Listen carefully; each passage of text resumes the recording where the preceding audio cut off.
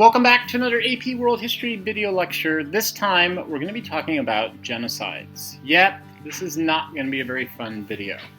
But I do think this one is incredibly important. You know, human tragedies have always existed. We can make a long list of them. Slavery, wars, even man-made famines.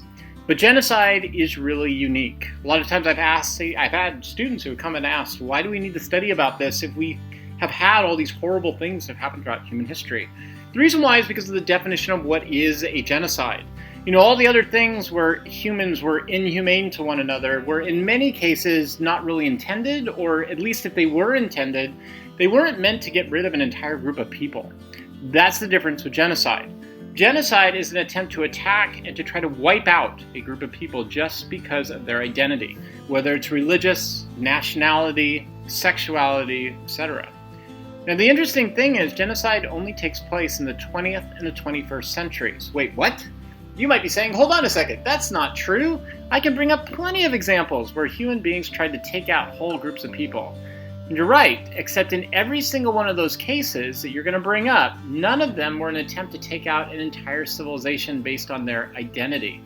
It's possible that you could come up with an example such as what happened when Rome took out Carthage, that during a war they wiped out the Carthaginians in order to make sure they could never attack them again. But even there, the purpose really was just to stop them from attacking again. Those people who they took, they sold off into slavery. They didn't just get rid of them. In the case of genocide, the reason is double. The reason is to eliminate a group of people because of their national identity, and also because we have the industrialized violence to be able to make that happen.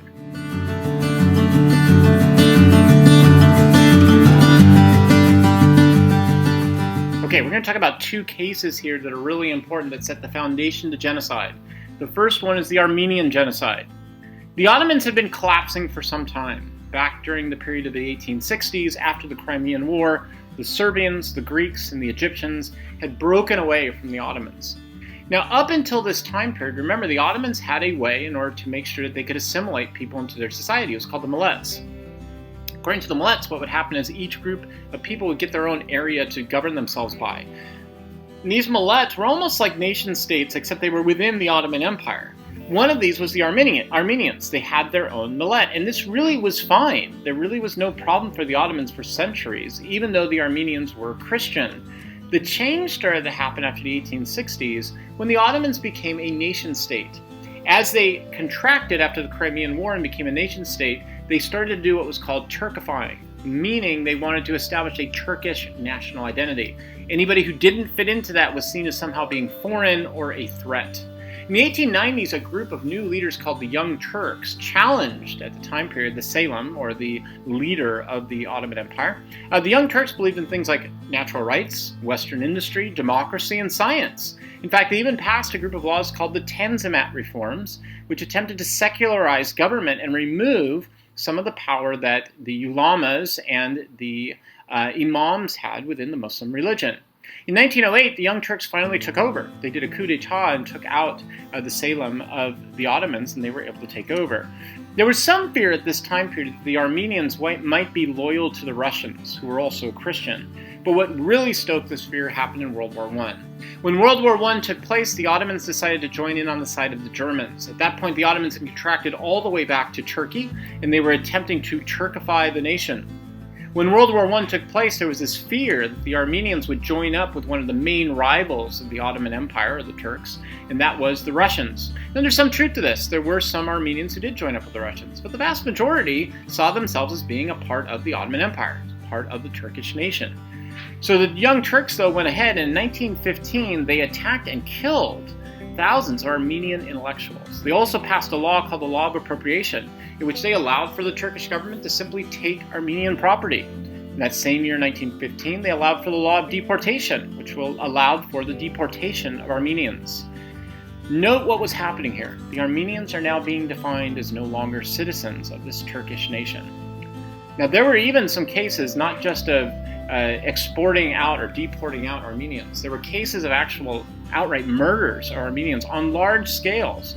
For example, one of the worst cases that happened on somewhat of a regular basis was to take Armenians out into the desert to find caves put them in caves, and then start fires right outside of the caves. And basically what this did was to strangulate the Armenians inside. In fact, just so you understand how important this is, we actually do have documents in which Adolf Hitler said that he got some of his ideas about the ovens that were used in the concentration camps from what was done in the cases of these caves.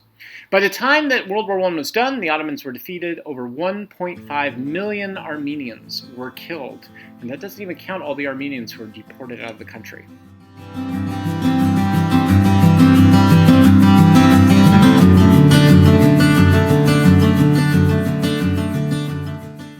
Okay, the second big one is, of course, the one that most people remember, and that is the Jewish genocide. Now, German anti-Semitism was nothing new. It hadn't just started up during the time period of World War II. It goes way back. So if we go back to the Protestant Reformation, Martin Luther, who basically started his movement in southern Germany, had at first said that he saw the Jewish people as brothers of Christianity, and that really they just didn't have the right information because it was the Catholic Church that hadn't given them that right information. All we had to do was go out and reform the Jewish people and everything would be fine. When the Jewish people didn't decide that they were going to become Christian, Martin Luther then turned on them. Now we have documents from Martin Luther saying that the Jews were evil people and that it was fine to go out and burn and destroy their temples and their synagogues. There was also anti-Semitism in other countries. For example, in France. In the 1890s, there was a war between France and, at that time period, Prussia under Otto von Bismarck. When the French lost that war, they had to blame it on somebody. So they chose a general named Alfred Dreyfus, claiming that he was the one who'd given away secrets to the Germans. There was no evidence for this, but eventually he was convicted and he was put in prison. Well, why was this happening? Well, it turned out Alfred Dreyfus was Jewish, and it was a demonstration of French anti-Semitism. Probably one of the worst cases, and it's still with us today, is what happened in Russia in the early 20th century.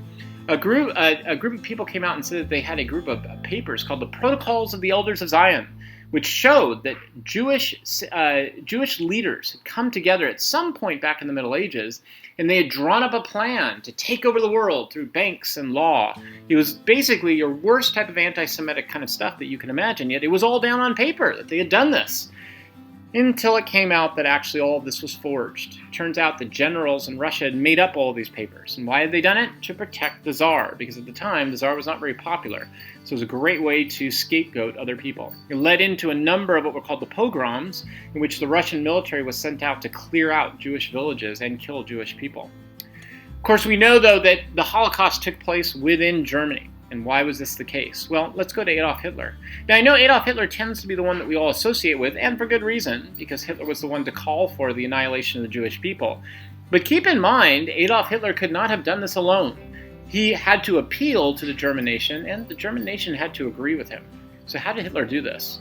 Well, initially after World War I, Hitler actually worked for the German government. They sent him out as a spy. The Weimar Republic sent him out as a spy in order to spy on a new party that had been founded called the Nationalists. He went out to spy on them, and he noticed something kind of interesting. He noticed that if he could combine together this notion of nationalism on the right and socialism on the left, he might be able to make up a new party. And he called it the National Socialists. When he was doing that, he was in Munich, in the south of Germany. And there's a big beer hall in Munich called the Push. And at the Push beer hall, a lot of people go there. There was a big night in which he got everybody wired up, and they went outside and they marched through the streets of Munich with the idea that they would go all the way to Berlin and take over. Well, of course, this is kind of ridiculous. If you've ever been to Munich, you'll notice that the streets there are very narrow. So the police just basically barricaded off the streets and arrested Hitler and put him in jail. While he was in jail, though, he had a chance to think about what went wrong. And he wrote a book called Mein Kampf, in which he promoted the idea of German nationalism, German blood, German soil, and he also came up with an idea of how to take over. The way he was going to take over was to work through the democratic system. Plus, he got a little bit of a boost after this. The Great Depression happened. When that happened, it collapsed the Weimar Republic. It collapsed the German economy. Hitler could then use the internal political instability and the multiple different chancellors who were trying to solve this problem to gain democratic power. Then the Reichstag, the main German parliamentary building, was burned to the ground. When that happened, Hitler claimed that the communists had done it. It actually turns out, we found out, actually fascist Nazis did this. But he was able to take this incident, claim the communists did it, and then claim the need for something called the Enabling Act, which gave him full emergency powers. He then used that to move Jewish people into ghettos. Once they were in ghettos, he was able to depersonalize and dehumanize them through propaganda, in which he showed Jewish people as being non-human. And we talked about this before in previous video lectures, but just to go over it again because of how important it is, propaganda included posters that showed Jewish people as almost soulless individuals. They included film reels in schools showing them like rats to German children. And there were even board games that we talked about before where children would win by kicking Jews out of their neighborhood. Eventually, though, was the final solution. The final solution did not happen early in the war. It happened much later. Jewish people had already been moved from ghettos into concentration camps. Many of them had been killed. But really, the worst part of what was about to happen was the final solution. And that was when, in about 1941, 1942, the Germans were obviously losing the war. It was time for Adolf Hitler to move forward with this final solution in order to really stereotype and attack the Jewish people and use them as his scapegoat. And so he began having mass abilities for Jewish people to be murdered inside of these concentration camps. Just to give you one example, in the camp of Auschwitz, the lead person to lead Auschwitz testified after the war that they killed over 2 million Jewish people, and that was just in one of the concentration camps, the worst one.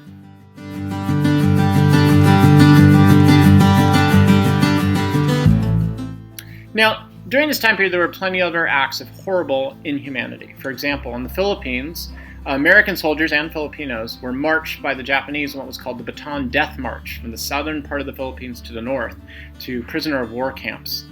There was the rape of Nanking, in which Japanese troops went into the Chinese village of Nanking and killed thousands, if not millions of people.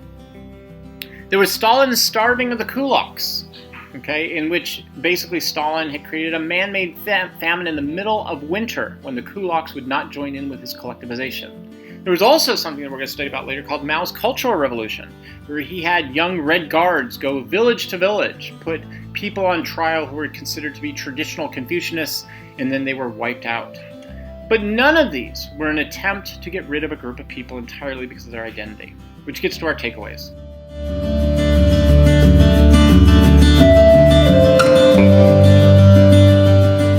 Number one, genocide is the result of scientific racism and industrial violence. Number two, the Armenian Genocide and Jewish Holocaust are continuous with the fears of loss of nationality, but there's a change here, and the change is about the building of new nation states, and who's in, who's out. Number three, genocide is a new phenomenon based upon an attempt to dehumanize and get rid of an entire group based upon their identity. And that's happened both in the 20th and the 21st centuries. Okay, I'll see you in class.